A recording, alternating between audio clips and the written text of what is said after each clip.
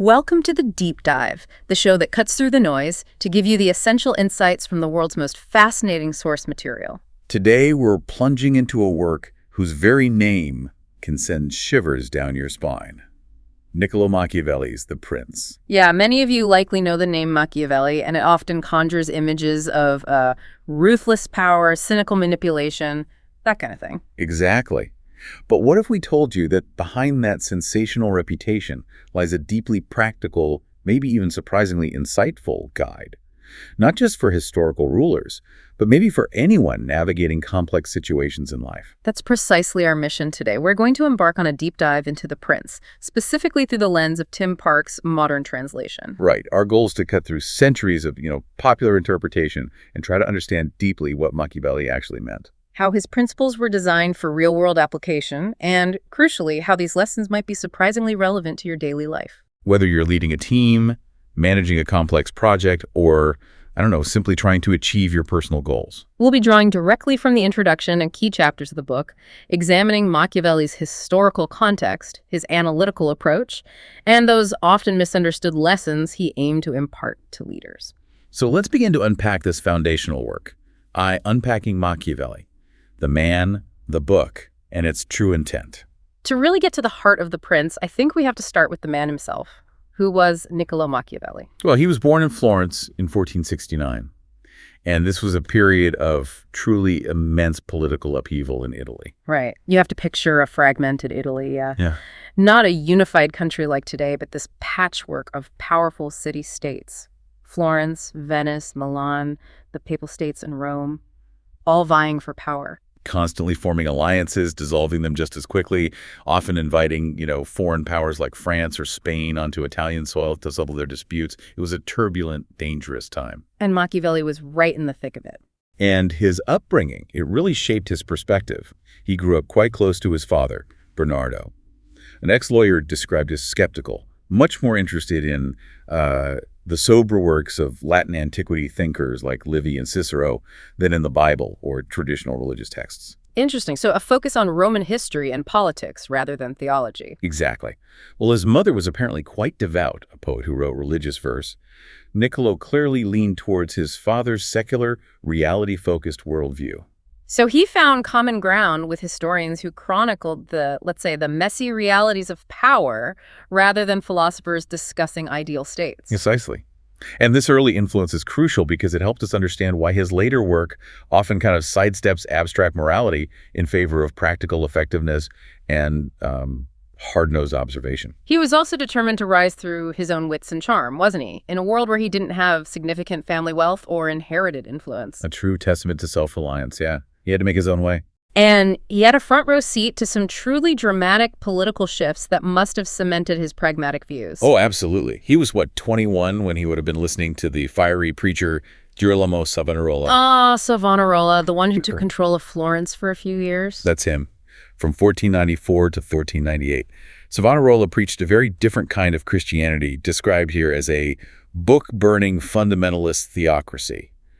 Relentlessly focused on biblical text, moral purity, a stark contrast to the often corrupt papacy of the time. He even prophesied a foreign invasion, didn't he? Which actually came true. It did. King Charles VIII of France marched south in 1494. But the ultimate irony, Go on. Savonarola, who represented this rigid, divinely backed moral authority, was eventually convicted of heresy, hanged, and then burned at the stake in 1498, right in Florence. Wow. So Machiavelli witnesses this intense period of moral fervor, this attempt at purification, followed by such a brutal, real-world political end. It likely solidified his pragmatic views, yeah. He saw firsthand how even a seemingly divinely inspired leader could fall when real-world power dynamics shifted, especially if they lacked a practical foundation. And shortly after Savonarola's fall, Machiavelli himself starts his career. Right. He began a significant diplomatic career. Secretary of the Second Chancery, Secretary of the Ten of War in Florence.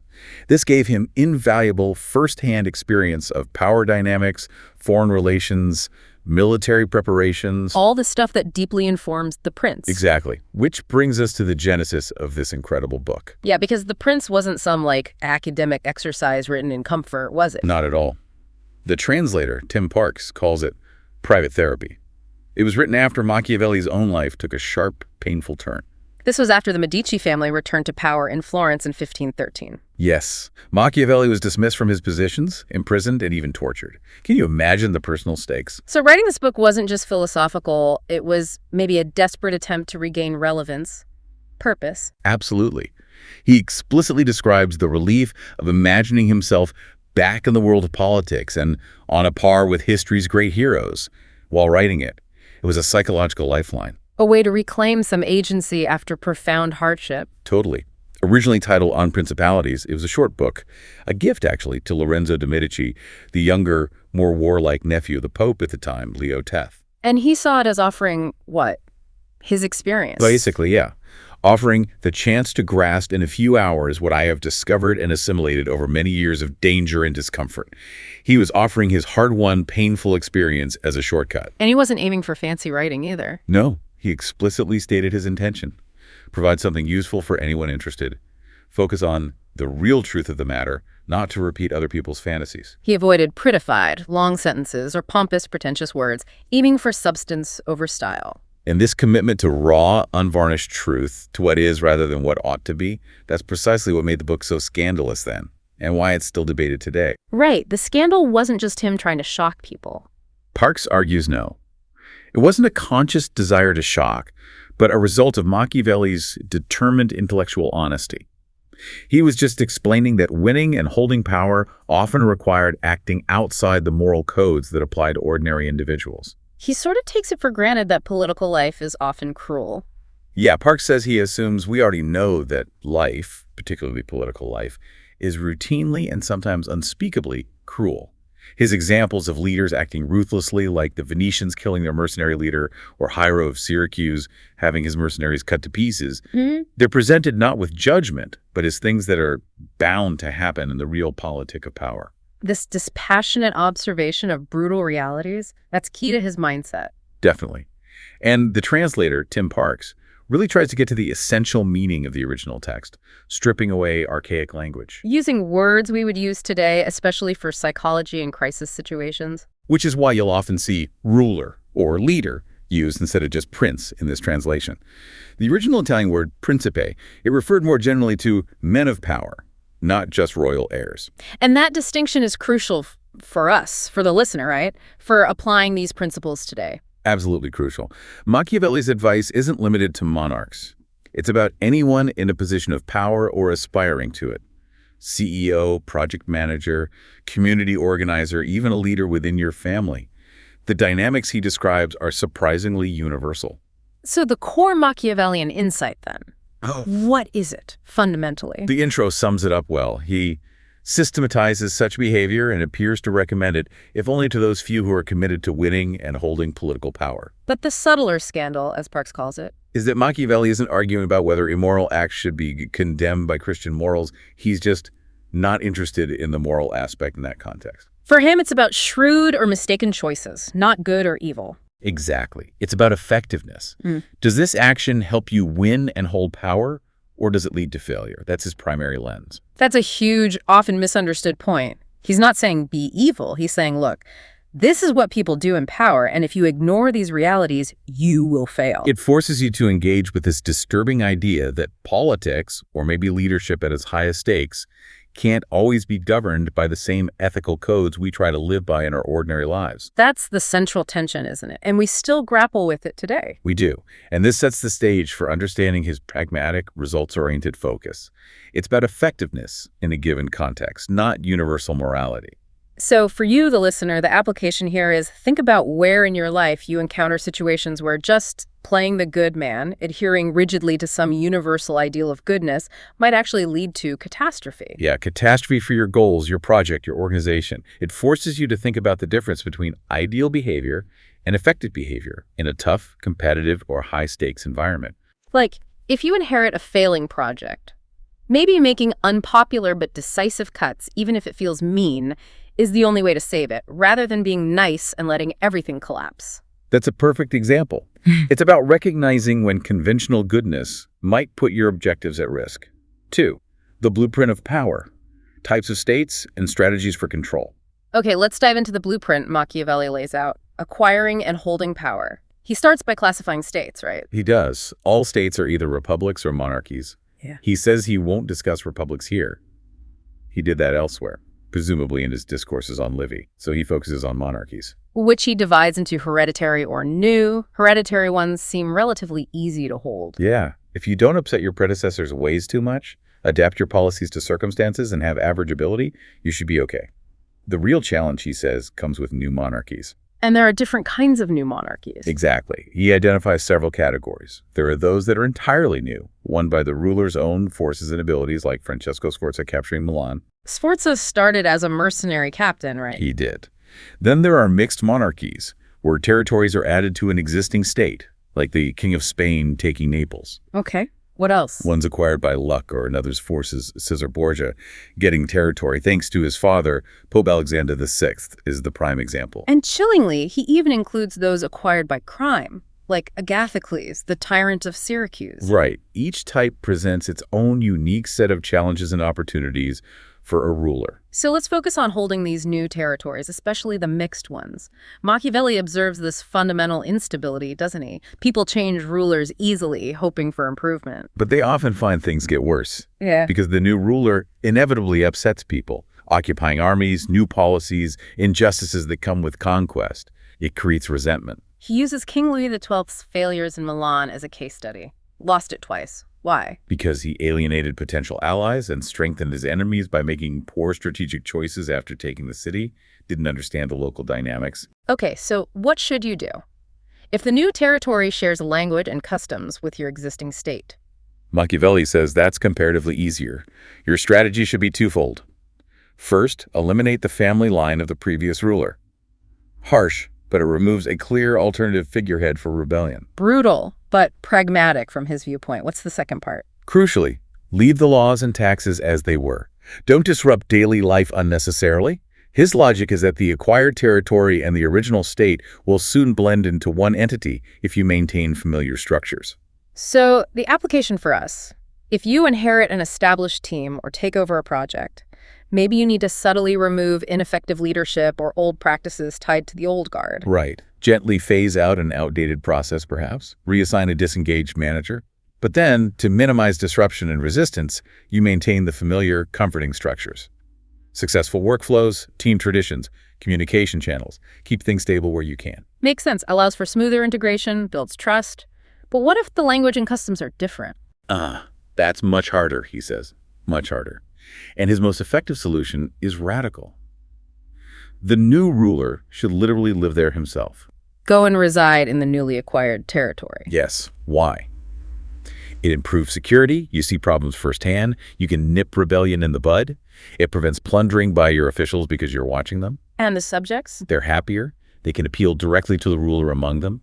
This fosters love if they're obedient, or fear if they're not.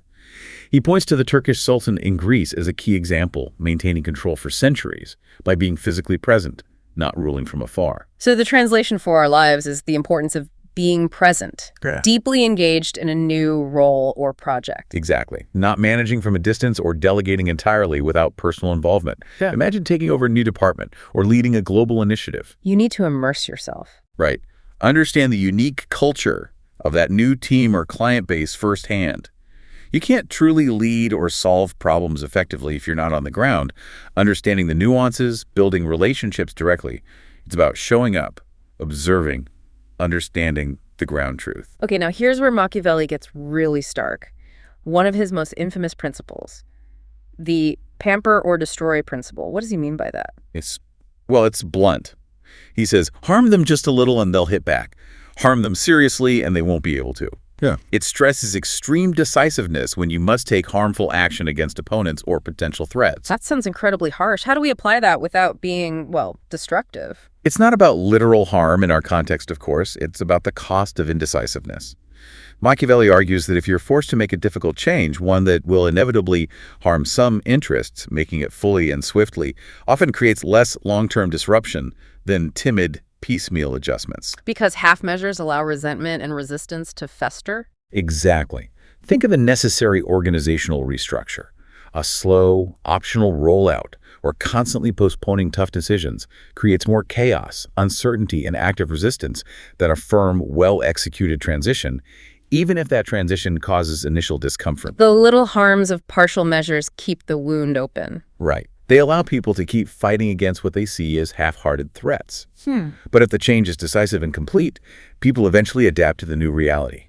It's about committing fully once a path is chosen, acknowledging that sometimes difficult actions are necessary for stability and avoiding prolonged conflict. He also discusses colonization versus garrisons. Colonies are good. Very useful, he says. Why? They're cheaper. They cause less hostility among the local populace overall because you only displace a few people. And those displaced people, if resettled elsewhere, become loyal. They create fewer enemies. Whereas military garrisons. Pointless, he argues. They're expensive. They provoke constant hostility because they're an external force occupying the land. They turn the whole population into potential enemies. So how does this translate for us? Build invested relationships versus imposing external control. Precisely. Think about empowering stakeholders, colonies, versus constantly imposing external oversight, garrisons. Empowering your team, giving them ownership, or building a loyal customer base by truly understanding their needs and giving them a stake in your success that leads to more stable, self-sustaining outcomes. It's integration and intrinsic motivation rather than constant, costly external pressure. Exactly. Much more effective than trying to enforce rules or sell a product through sheer external force or heavy-handed marketing that feels like a garrison. And then there's managing neighbors. What's the advice there? A new ruler must become the protector of weaker neighbors while actively undermining stronger ones who could pose a threat. And crucially, prevent strong foreign powers from gaining influence in your sphere. Don't let outsiders meddle and gain a foothold. he uses the Romans in Greece as an example of doing this well. Yes. They foresaw and forestalled future problems with powers like Macedonia and Antiochus. They didn't wait for them to grow too strong or form dangerous alliances against Rome. They intervened strategically. So for us in our competitive environments, this is about strategic alliances, understanding the ecosystem. Absolutely. Knowing your stakeholders, competitors, collaborators, influencers. Who to support? The weaker neighbors who might become allies. Who to neutralize? The stronger ones who might become threats. And who to prevent from gaining too much influence against your objectives. It's strategic positioning, maintaining a balance of power in your favor, anticipating moves, not just reacting. Exactly, which leads perfectly into his famous foresight principle. Ah, the disease analogy. Tuberculosis, right? That's the one. Remember what the doctors tell us about tuberculosis.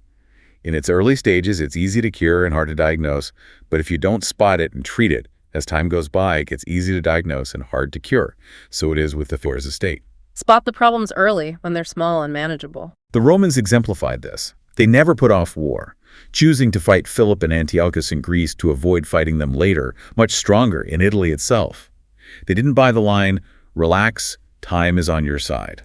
It's a powerful call for proactive problem solving. Address small issues before they snowball into crises. Definitely. For you, if you see early signs of disengagement in your team, or a minor bug in a software release, or even a small financial discrepancy, address it immediately. Because the cost of delay can be catastrophic. It really can. Yeah. What stands out to you by this analogy for personal and professional challenges? Yeah. Are you diagnosing issues early or waiting until they become these huge, complex problems that are now easy to diagnose but hard to cure? It's a great question. It makes you think about confronting those little nagging issues instead of pushing them aside. A reminder that minor inconveniences left unchecked often become major disasters. 3, the architect of your own success. Ability versus luck and self-reliance. Machiavelli then turns to how rulers actually come to power, and he focuses first on states won by a ruler's own forces and abilities, his own virtue, as it's often translated. And these rulers, he says, face initial difficulties, but hold power more easily later. Exactly. Often considerable difficulties in establishing their rule, but then they hold power durably because their foundations are strong, built by them. He points to figures like Moses, Cyrus, Romulus. These see as founders of states or great leaders. What's fascinating is he acknowledges luck's role even here, right? He does. These great figures were often given an opportunity by fortune, the raw material, like the enslaved Israelites for Moses, or the dispersed Athenians for Theseus. But it was their talent, their ability, their virtue that allowed them to mold that opportunity into something lasting. So opportunity alone isn't enough. You need the capability, the vision, the foresight to seize it and shape it. Precisely. Think of a startup founder spotting a market gap. That's the opportunity. But without their talent for building the product, assembling the team, executing the vision, that opportunity just passes by. He also highlights how incredibly difficult it is to introduce new systems. Oh, yeah. Nothing is harder to organize, more likely to fail, or more dangerous to see through than the introduction of a new system of government. Or any new system, really. Why so hard? 2 reasons. First, enemies from the old system will fight hard. They benefited from the status quo. Second, even supporters of the new system will offer only half-hearted resistance initially. Why only half-hearted? Because of fear, uncertainty, and just natural human skepticism. As he puts it, no one really believes in change until they've had solid experience of it. People cling to the familiar. That resonates. So for us, when initiating significant change, a new workflow, a team structure, a business pivot, even a personal habit, expect resistance. Definitely. Not just from overt opponents, but also lukewarm support from those who should benefit. People are generally comfortable with the known, even if it's suboptimal. So you need patience, persistence, a clear vision. Absolutely. You have to demonstrate the benefits of the new system repeatedly through concrete results to overcome that initial inertia. Be unwavering and prove the value. Another critical point he makes here is the necessity of armed force. What does that mean in this context? He says these great founders couldn't have got people to respect their new laws for long if they hadn't possessed armed force. So how does that translate today? It's not literal violence, presumably. No, it translates to the necessary leverage or authority or even competence to enforce new systems or maintain control. Okay, like what? It could be clearly defined roles and responsibilities, established consequences for non-compliance, or a leader's deep personal competence and strong reputation that commands respect without explicit threats. So if you're implementing a new company policy, your armed force might be clear communication, backing from senior leadership, and your own commitment to enforcing it. Exactly. You need the capability to ensure compliance and support, not just hope people follow along. He brings in Hiero of Syracuse here, right? An ordinary citizen who became king through military skill. Yes, showing that inner talent and demonstrated competence can overcome a lack of inherited position. Hiero notably disbanded his old unreliable army and mustered a new, loyal one, showing you need to build your own power base, your own force. Okay, so contrast that with states won by lucky circumstance or someone else's forces. These, Machiavelli says, are easy to gain, but incredibly hard to hold. Such rulers have no trouble climbing onto his pedestal. But as soon as he is up on top, there will be any number of problems. Why are they so unstable? Because they rely on, as he puts it, 2 extremely unreliable and unstable quantities, the support and the continuing success of the people who gave them their power. They haven't built it themselves. They lack the inherent competence developed through struggle, and they don't have their own loyal forces. Right, and he warns, like anything that appears suddenly and grows fast, regimes that come out of nothing inevitably have shallow roots and will tend to crash in the first storm. Unless the ruler immediately gets to work to defend what luck has brought his way, and to build the foundations for true self-reliant power, you have to solidify that lucky gain quickly. And this is where Cesare Borgia comes in. Machiavelli uses him as a primary example despite his ultimate failure. Yes, because Borgia got his territories largely through his father, Pope Alexander VI. That's the lucky circumstance.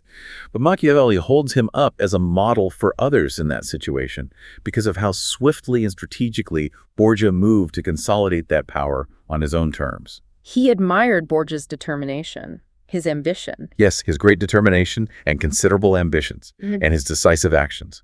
Borgia understood he needed to shift from auxiliary forces or mercenaries to his own men. Right, he used French auxiliaries first, then those unreliable Orsini and Vitelli mercenaries. Whom he eventually had killed. And finally trained his own men. His prestige grew with each step towards self-reliance. Exactly.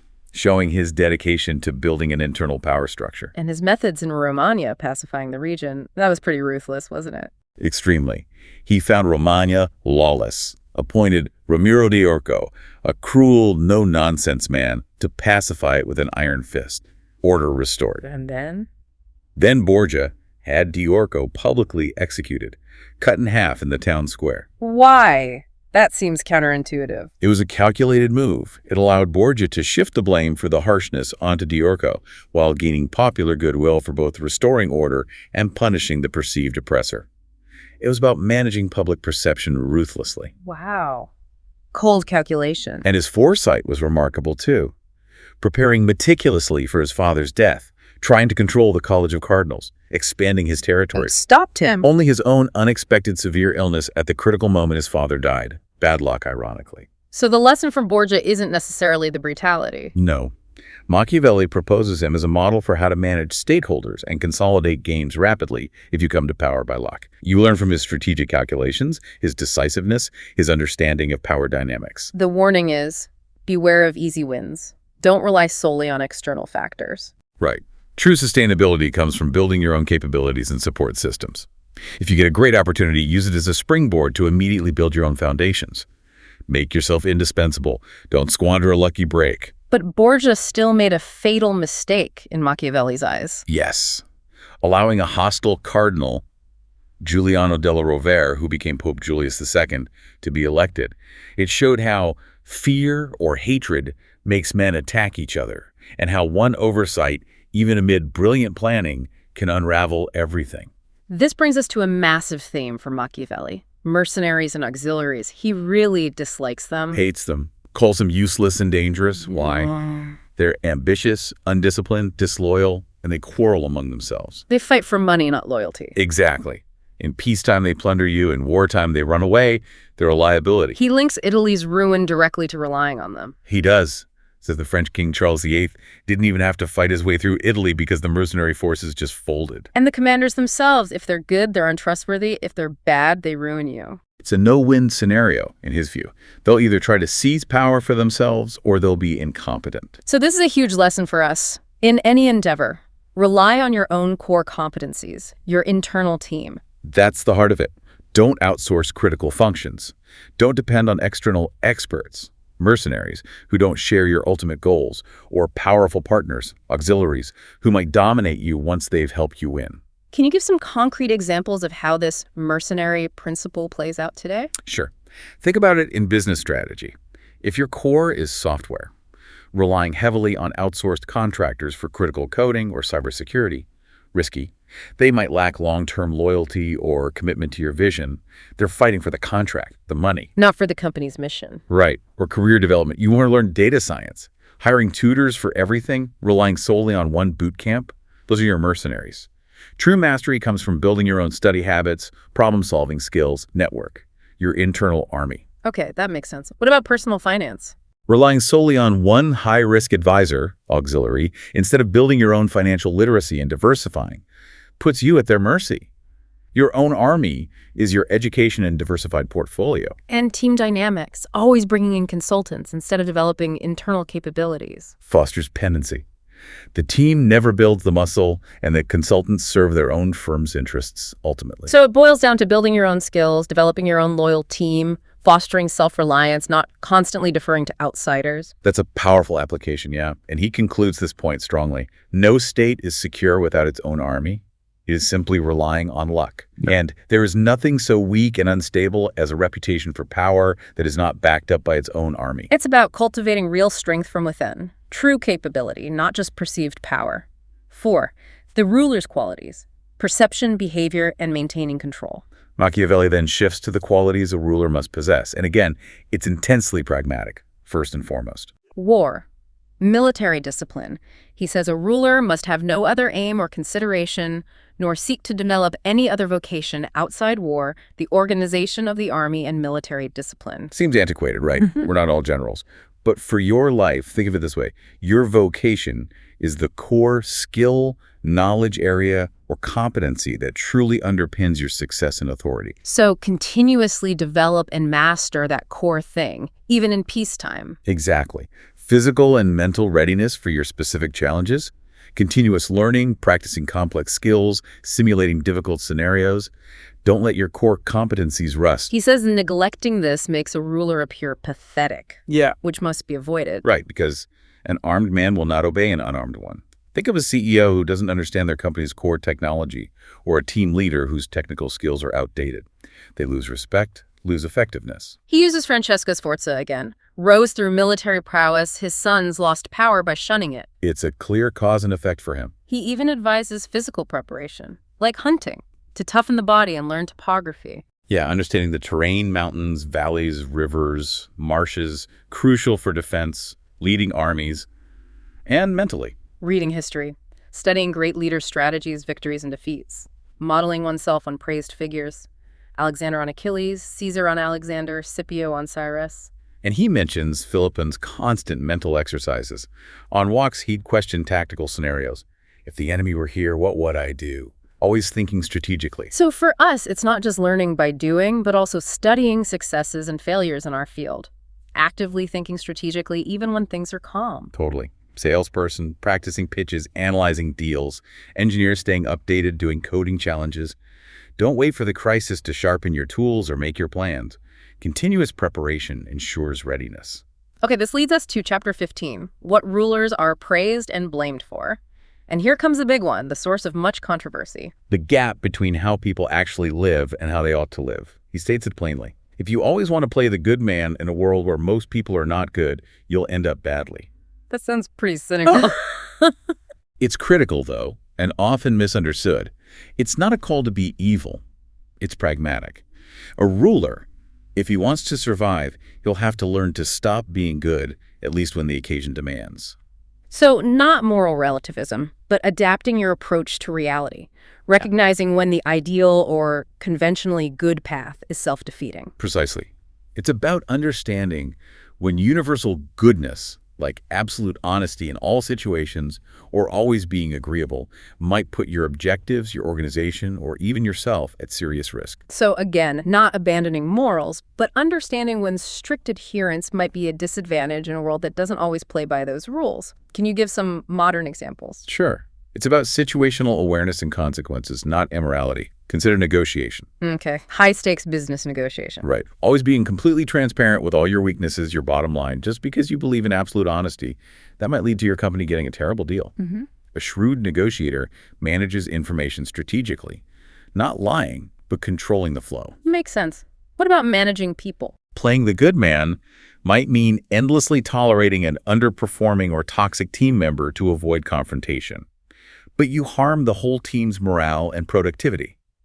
Machiavelli would argue the good decision for the collective is making the tough call, removing the problem, even if it feels unpleasant. Choosing efficacy over avoiding discomfort. What about a startup? A new company in a competitive market might need lean, even ruthless decisions about resources, market entry, competitive tactics, things that seem not good ideally. But if they ensure survival and growth, Machiavelli would see them as necessary. Efficacy over purity when push comes to shove. Okay, then there's generosity versus meanness. He warns against being generous just to be seen as such. Yeah, because it leads to lavish spending, imposing taxes or draining resources, alienating people, and becoming despised when the funds run out.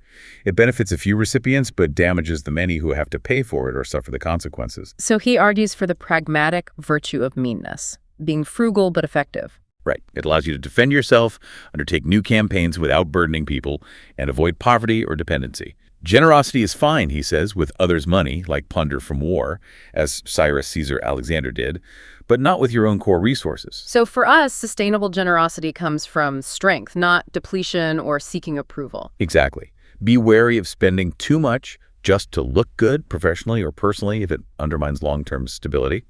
True generosity might be quieter, strategic, self-funded, rooted in abundance, not performative acts that leave you broke, like a charity focusing on its mission, not just lavish fundraising galas. Okay, now for perhaps the most famous, most controversial point, better to be feared or loved. He lands hard on fear, doesn't he? Yes. If forced to choose, it's much safer to be feared than loved. It feels incredibly harsh, especially against modern leadership ideas. What's the core reasoning, and is there nuance, or is it just advocating tyranny? It's crucial to get the reasoning. It's rooted in his cynical view of human nature. Why feared? Because people are ungrateful and unreliable. They lie, they fake, they're greedy for cash, and they melt away in the face of danger. Harsh, but maybe realistic sometimes. Love for him is a bond of gratitude, easily broken. Yeah, forgotten when inconvenient. Fear, however, specifically fear of punishment. That's something people never forget. It's a more reliable motivator in a crisis, in his view. But the caveat is crucial. Must avoid being hated. Absolutely essential. Seizing property, seizing women, violating basic rights and dignities, that leads to hatred, and hatred is dangerous. A ruler can decide if people fear him through actions and consequences, but he can't truly control if they love him. So base your power on what you can't control. How does this apply today, though? In workplaces, valuing collaboration, psychological safety, it can't mean inspiring literal terror. No, definitely not. It's about building relationships based on respect for competence and consistency. Understanding that clear boundaries and consequences can be more effective for stability than relying purely on affection or being liked. Can you give examples? Sure. Setting clear expectations in leadership. Communicating consequences for missed deadlines or poor performance. It might be perceived as a mildly fear-inducing, but it drives accountability more than avoiding tough conversations just to be liked.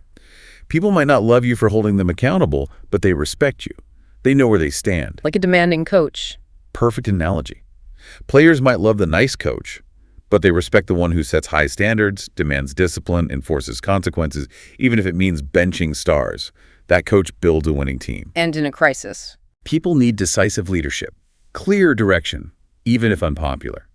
A leader trying to be loved might waffle, seek endless consensus, leading to paralysis. One known for decisive action, where there's a healthy fear of the consequences of inaction, commands compliance when it matters most. It's about predictable consequences, not being despised. This leads right into his points on promises and appearances. He says leaders who use cunning often achieve more. He acknowledges that leaders who outwit opponents with their cunning often get further than those who are purely honest in every dealing. This brings us the famous fox and the lion metaphor. Be both. Right? The fox for recognizing traps and the lion for frightening off wolves. You need both cunning and strength. And adaptability is key here, too. Yes, a ruler needs a character that can change tack as luck and circumstances demand. Stick to the good if you can, but know how to be bad when the occasion demands. Strategic flexibility, not moral fluidity for its own sake. But the most striking advice is on appearance. Seeming virtuous is crucial. Hugely. He must seem and sound wholly compassionate, wholly loyal, wholly humane, wholly honest, and wholly religious. There is nothing more important than appearing to be religious. The last one was particularly potent in his time. Because perception is paramount. Everyone sees what you seem to be. Few have experience of who you really are. Exactly. People judge more by appearances than first-hand experience. And for rulers, people look at the end result. The crowd is won over by appearances and final results. So it's about managing your personal brand, your professional reputation. Even if authenticity is valued today, sometimes projecting certain qualities publicly, decisiveness, calm, compassion, even when struggling privately, is crucial. It maintains confidence and support. And the outcome, Machiavelli argues, often dictates how your methods are judged anyway. If you succeed, people often forgive the means. Can you give modern examples of this power of appearance? Sure. Think professional presence. Job interview, client pitch, you might be nervous, but you project confidence, competence. You seem right for the role. That appearance influences the outcome. It's not being fake, but presenting your best self. Right. Or crisis communication. Company faces a PR disaster. CEO might be panicking internally. Publicly, they must project calm, empathy, decisiveness. The appearance of control can restore trust. Appearing flustered would amplify the crisis. Project leadership. Manager overwhelmed by challenges, but projects confidence to the team, reassures stakeholders, stays visibly calm, maintains morale and external confidence. The result, successfully navigating the project, often overshadows the internal struggles. Even social influence, like social media. People project idealized versions. Superficial, maybe, but it illustrates the point. What you project shapes perception, and perception builds influence or opens doors. Following this, he dedicates a whole chapter to avoiding contempt and hatred. The key is avoiding behaviors that lead to either. Exactly. What causes hatred? Seizing property and women, violating fundamental rights and dignities. Basically, don't take what rightfully belongs to others and dishonor them. And what causes contempt? Being changeable, superficial, effeminate, fearful, or indecisive. In other words, appearing weak, unreliable, flighty, or not in command. Lacking gravitas. So a ruler must project an image of greatness, spirit, seriousness, and strength. Make decisions that are final and unchallengeable. Yes, and the best security against conspiracies, not being hated by the majority. Conspiracies are risky. Betraying them is often more rewarding. He cites the Bentivogli family in Bologna. Popular support saved their line after an assassination because the people rose up to defend them. Their popularity was their fortress. He uses Roman emperors as a case study here too, right? Facing disrespect from the people and demands from the army. A tough balancing act. Keeping both happy was difficult. New emperors often chose to satisfy the army, the immediate source of power and threat. He contrasts different emperors. Marcus Aurelius, hereditary, loved by both, good end, had inherent authority, ruled justly. But Pertinax and Alexander Severus, considered good men, failed. Despised or seen as weak by their armies. Tried to impose honesty on a degenerate army or let mother run things. Then Severus, who mastered both fox and lion, tricked opponents, showed ferocity. Army loved him for his strength and victories, but his unspeakable cruelty made the people hate him, eventually killed. And Maximinus, lowly background, extreme cruelty, universally despised, killed by his own army. So the takeaway isn't one specific style, but understanding the balance. And his update for his time was crucial. Yes, his modern relevance point. Yeah. Contemporary rulers, except maybe the Turkish Sultan, must prioritize the people over the army because the people are more powerful. So for us, maintain integrity where it counts. Don't steal property honor, literally or metaphorically, like trust or credit. Avoid projecting weakness, indecision, capriciousness. Build broad support, not just relying on a few powerful allies. And understand who holds true power in your context. Your customers, employees, user base, community. Their support is your ultimate security. This leads to his thoughts on fortresses. Useful or dangerous, depending on circumstances. Right. But the best fortress. Not to be hated by the people. If people hate you, stone walls won't save you. They'll find foreign support or rise up themselves. He gives examples. Niccolò Machiavelli demolished fortresses to hold a town by earning trust. Countess of Forli's fortress, useless against Borgia when the people were hostile. Exactly. His conclusion. He approves of building or demolishing fortresses based on the situation, but always criticizes rulers who think popular hatred doesn't matter if they have strong walls. The application for us: don't rely on defensive measures, rigid policies, legal protections, job security if you've alienated key stakeholders. Your team, customers, network. Trust and good relationships are your strongest fortress. A company with loyal customers needs fewer legal battles. A leader with a trusting team achieves more than one relying on micromanagement. Okay, finally, winning respect. How do rulers do that? Nothing wins a ruler respect like great military victories and a display of remarkable personal qualities, action and character. He points to Ferdinand of Aragon, King of Spain. Started weak, became famous and honored. How? Strategic military campaigns, like invading Granada, kept his barons busy, increased his own power and reputation, used church and people's money to sustain the war, consolidating his military. He even mentions Ferdinand's expulsion of the Murano Jews, calling it cruelty dressed up as piety. Yes. Distressing or striking, he says, but it gained Ferdinand huge church support and solidified his image as devout, a calculated move for reputation and alliance. Ferdinand also kept his state busy with constant campaigns. Africa, Italy, France, projecting greatness. Yes, always giving the impression of action and ambition. And another huge point here for us: be a genuine friend and a genuine enemy. Take a side. Declare yourself unambiguously. Neutrality is bad. Will always bring better results than neutrality, he argues. Why? If your ally wins, they're indebted. If they lose, you're a companion in misfortune, maintaining a relationship, and your luck could always turn. Neutrality gets you no thanks and makes you pray for the winner. But he adds a caveat about alliances. Yes. Never ally with someone more powerful unless absolutely necessary, because if you win together, you'll be at their mercy. Avoid placing yourself in another's power. And a crucial takeaway: a ruler must never imagine that any decision he takes is safe. On the contrary, he must suppose that all of them are dangerous. That pushes for constant vigilance, proactive risk assessment, contingency planning, assume complexity and potential downsides. So for me, this means pursue victories in my domain, achievements, projects, take clear stances, fence sitting alienates, be cautious about alliances where I'm the junior partner unless unavoidable, and always assess risk proactively. That's a great summary. And what about a ruler's ministers, his advisors? Quality reflects the ruler's good sense. Capable, loyal ministers mean the ruler is astute for choosing them. Right. He recognized their ability and character. He identifies three kinds of minds. One grasps things unaided best. One sees what another grasps valuable. One grasps nothing, useless. And he uses Pandolfo Petrucci as an example of the second kind. Not necessarily the genius, but shrewd enough to recognize good advice and discern right-wrong in his minister's actions. That kept the minister effective and loyal. Shows you don't have to be the smartest person in the room, but you need discernment. How should you handle ministers then? Reward them? Yes. Honors, wealth, obligations tie their success to yours. Make them feel their prosperity depends on yours. But beware of those who look more to their own interests than to yours. Guard against them as potential enemies. So for us, our team reflects on us. Cultivate the ability to discern good advice, even if we don't originate it. Surround ourselves with aligned people. Keep them invested. And your discernment is key to effective delegation and leadership.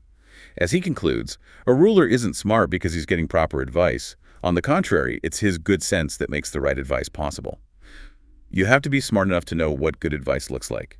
V, the unpredictable element. Luck and adaptability. Okay, we've talked a lot about agency, choice, what a ruler can do. But Machiavelli, ever the realist, also tackles the unpredictable luck or fortune, fortuna. Right. He acknowledges that many people, maybe even himself sometimes, believe the world is run by God and by fortune, making human effort seem pointless. Fatalism. If it's all fate, why bother trying? But it pushes back against that. He does, using that powerful analogy. Fortune is like a flooding river. Okay. How does that work? He says it shows its power where no one has taken steps to contain it, flooding into places where it finds neither banks nor dikes that can hold it back.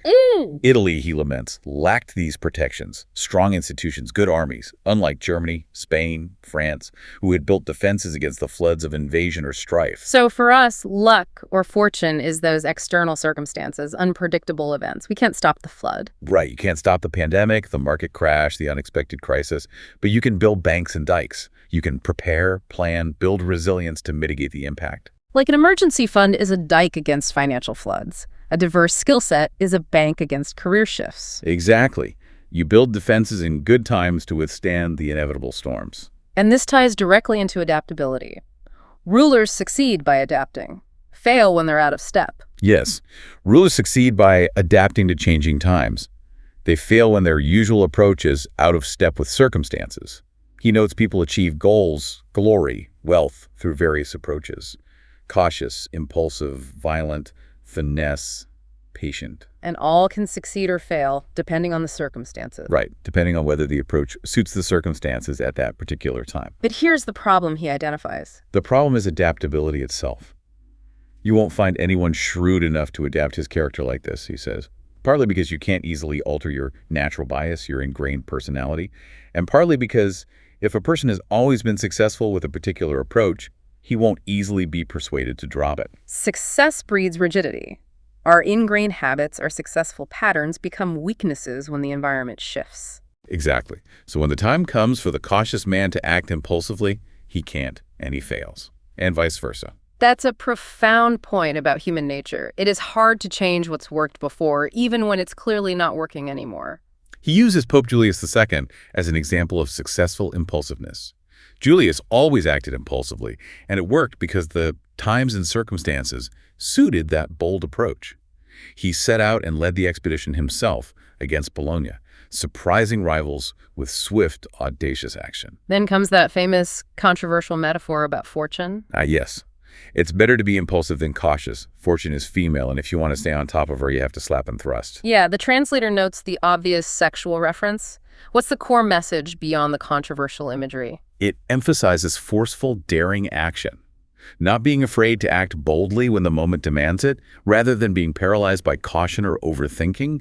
Especially relevant, he suggests, for young men who are naturally wilder and more daring. It's about seizing the moment decisively. So for us, the application is, flexibility is crucial. What worked yesterday might fail tomorrow. The hardest thing is changing our tried and true methods. Right. We need to recognize our own natural bias. Are you overly cautious? Too impulsive? And learn to adapt your approach to fit the current times and circumstances, not just stick to what's comfortable or what brought past success. If the market shifts, your business model has to shift, even if the old one was profitable. If relationship dynamics change, communication style might need to adapt. Continuous calibration. 6. Why Italian rulers lost their states. A cautionary tale. and lessons for you. Machiavelli concludes by looking at why Italian rulers of his time lost their states. A stark cautionary tale. He finds two universal failings. First, Poor armies, relying on those useless mercenaries we talked about instead of building their own loyal forces, failed foundation. exactly. And second, They either had the people against them or couldn't keep the nobles on their side. Failed to cultivate internal support, lost the home base. right. He contrasts this with Philip of Macedonia, the later one, beaten by the Romans. Despite fewer resources, Philip held out for years. Why? Because he was a military man and a leader who knew how to please the people and keep the nobles on his side. He understood the fundamentals Machiavelli champions, own forces, and broad support. Machiavelli is blunt about the rulers who failed, isn't he? Says their bad luck stories are just excuses? Very blunt. They have only themselves to blame, their common shortcoming, not to prepare for the storm while the weather is fair. They didn't build those dikes when the river was calm. And when trouble struck, their first thought was to run, hoping the people would call them back. Yes, or that someone else would save them. He calls this a spineless strategy because the only good, sure, lasting forms of defense are those based on yourself and your own strength. Radical self-reliance. The lesson for us couldn't be clearer. Don't make excuses. Proactive planning, self-improvement during stable times, absolutely crucial. Build your own skills. Cultivate your network. Foster your own resilience. Don't assume others will bail you out when things go wrong. True security, sustained success, comes from within. From your own capabilities and the loyal support you've actively cultivated. Not from hoping for a rescue. It's a powerful call to self-reliance and preparedness. Outro.